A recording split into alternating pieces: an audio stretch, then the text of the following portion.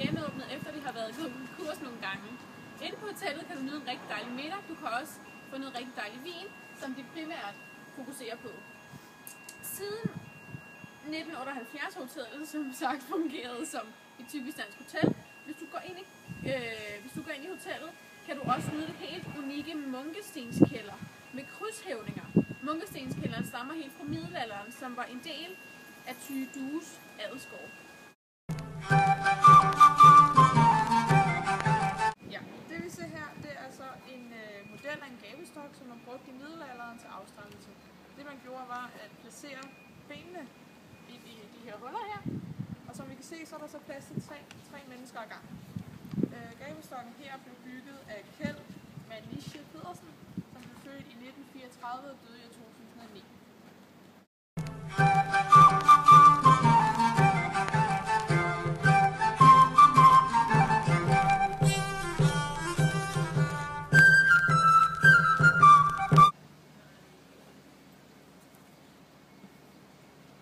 Står foran Næstved Museum, som de fleste nok kender det, er også vestjyder eller danskere.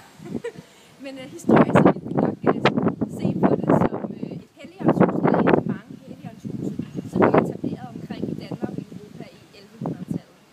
Det blev anført af en præst, og personalet bestod af nonner og munke. Deres opgave det var at tage sig af hittebørn eller fattige ældre mennesker, altså med mere moderne og forstående ord, så var det et alderdomshjem og et børnehjem for middelalderens mennesker.